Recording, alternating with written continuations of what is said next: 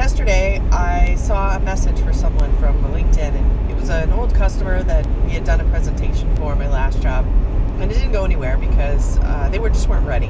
And the proposal was something along the lines of doing some scaled agile framework implementation, coaching, things like that.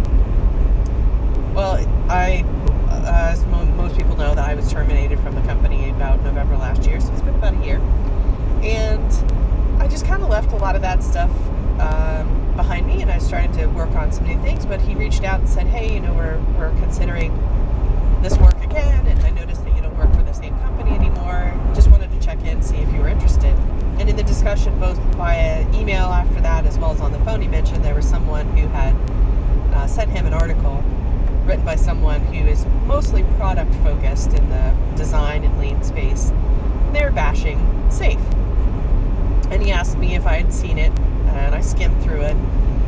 My initial response to him was something like, SAFe is not for everybody, and even those companies that choose to use it don't usually use it by the book all the way, at least not after the first couple of months. And to customize something is actually, most people would say, yeah, of course you would do that, because you have to figure out the right ways to apply things, not just take it for what it's worth and then not really think about how it's working. So that was my response initially. Well, this morning I was listening to the Leadership Challenge by Kuzis. I've had the book for a long time.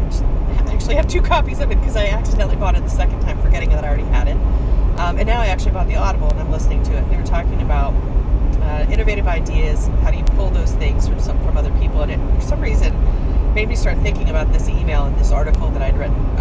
That I read last night.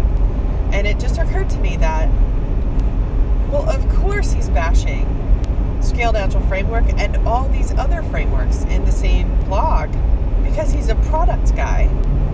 And if you think about the way we talk about frameworks, very few of them actually dive into how are you going to get great products and what those products are and the business results and the outcomes of your business, because they're not designed to do that. Most of them are focused on, look, we're going to create this machine, if you will, that is predictable, reliable, high quality of whatever you choose to put in it.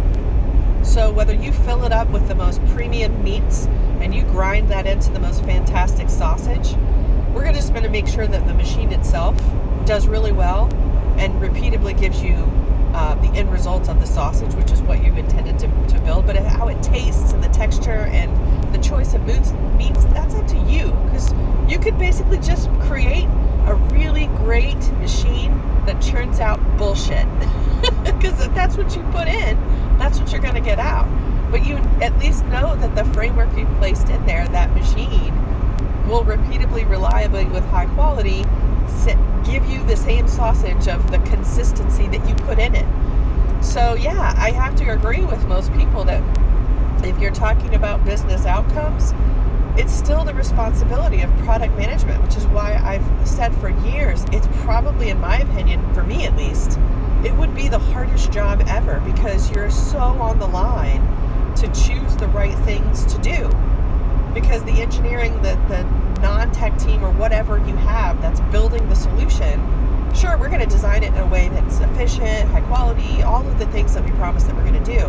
But if the idea itself still doesn't resonate with your customer base, it doesn't matter about the framework. So I think that while SAFe and other frameworks are trying to create good machines, we can't blame them when the ideas themselves are not that great.